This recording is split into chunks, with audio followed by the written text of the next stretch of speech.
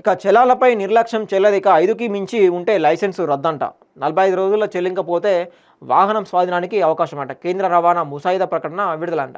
ఇక 5 మించి లైసెన్సులు ఎవరైతే 5కి మించి చలాలు ఉంటే దాన్ని లైసెన్స్ రద్దు చేస్తారంట. అట్లనే బైక్ ఏదైతే ఉంటుందో వాహనం ఏదైతే ఉంటుందో దాన్ని స్వాధీనం కూడా చేసుకుంటారంట.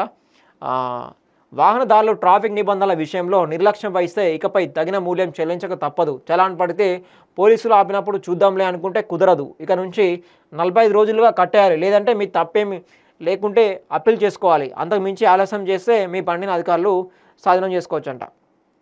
సో మొత్తానికైతే 45 రోజుల్లోగా ఒక నెలన్నర లోపు కట్టేయాలంట ఏదైతే ఛార్జీలు ఉంటాయో. లేదంటే బండి తీసుకొని స్వాధీనం చేసుకుంటారంట, తీసుకోతారంట బండి.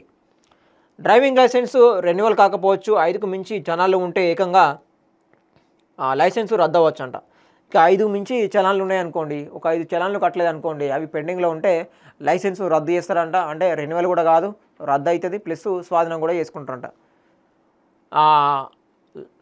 సెంట్రల్ మోటార్స్ వెహికల్స్ రూల్స్ 1989లో కేంద్ర రవాణా శాఖ ఈ కీలక సవరణలు ప్రతిపాదించింది. గతంలో చలాన్లపై చర్యల అంశం సవివరంగా లేకపోవడంతో కొత్తగా పలు కఠిన నిబంధనల్ని కేంద్ర రవాణా శాఖ తీసుకొచ్చిందట. ఈ మేరకు డ్రాఫ్ట్ రూల్స్ నోటిఫికేషన్ తాజాగా విడుదల చేసిందట. చలాన్ల జారీ, చెల్లింపు, అప్పీల్ చేయడం వంటి అంశాలను డిజిటల్ మానిటరింగ్, ఆటోమేషన్ ఆధారంగా వేగవంతం చేయాలని తెలిపింది. నిబంధనలు ఉల్లంఘిస్తే వాహనదారులకు సంబంధిత అధికారులు 3 రోజుల్లోగా ఎలక్ట్రానిక్ రూపంలో నోటీసులు జారీ చేయాలని, ఫిజికల్ రూపంలో 15 రోజుల్లోగా నోటీస్ పంపాలని స్పష్టం చేసిందట. ఇక దీన్ని మొత్తం ఆన్లైన్ చేసి ఎవరెవరైతే ఆటోమేషన్ చేయబోతా ఉన్నారో నాకు తెలిసి, ఎందుకంటే ఆటోమేషన్ చేస్తే ఏమైతే అంటే ఆటోమేటిక్గా ఎవరెవరైతే 5 చలాన్లు పడతాయో ఆటోమేటిక్గా ఒక మెయిల్ రావడం జరుగుతుంది, మెసేజ్ కూడా రావడం జరుగుతుంది. అటు ఫిజికల్గా అయితే అంటే ఆఫ్లైన్లో అయితే మెసేజ్ కాకుండా నార్మల్గా అయితే నోటీస్ వస్తాయి కదా, నోటీసు 15 రోజుల్లో కూడా పంపేయాలని కూడా స్పష్టం కూడా చేయడం జరిగింది.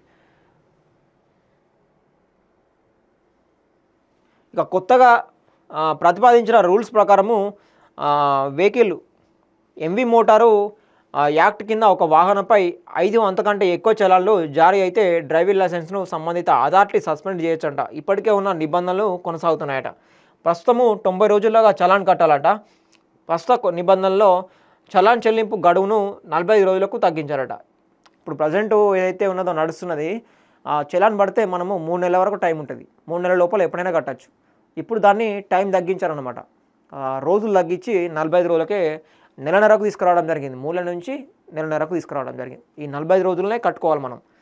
ఆలస్యం చేస్తే వాహనంపై రవాణా శాఖ ఎలాంటి లావాదేవీలను అనుమతించదు. దీనివల్ల దానిని ఎవరికీ విక్రయించలేరు.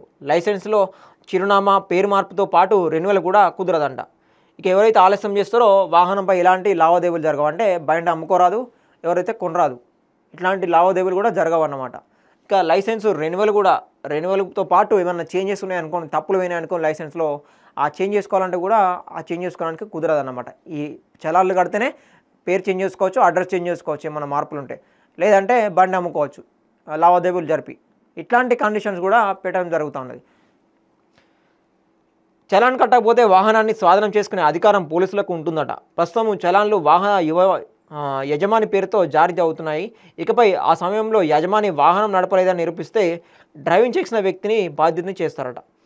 ఇదొక కండిషన్ ఉన్నది. ఇప్పటివరకు మనము ఎవరైతే మన రిలేటివ్స్ కానీ మన ఫ్రెండ్స్ కానీ బండి వేసుకోపోతారు కదా, బండి వేసుకపోయినప్పుడు చలాన్ పడుతుంది. చలాన్ పడితే ఆ బండి పేరు ఎవరైతే ఉంటుందో వాళ్ళకు చలాన్ పడేది, వాళ్ళు కట్టుకునే వాళ్ళు అన్నమాట. సో అట్లా ఇప్పుడు ఆ రూల్ని ఎత్తేసి చేంజ్ చేసి ఇప్పుడు ఎవరైతే బండి నడుపుతారో ఆ ఫోటో ఉంటాయి కదా, ఫోటో తీసుకెళ్ళి ఆ ఫోటో చూపిస్తే ఆ చలాన్ ఎవరైతే నడిపారో వాళ్ళ డ్రైవింగ్ లైసెన్స్ ప్రకారము వాళ్ళకు చలాన్ వేయడం జరుగుతుంది. ఆ బండి ఎవరైతే నడుపుతారో వాళ్ళు చలాన్ కట్టాలన్నమాట.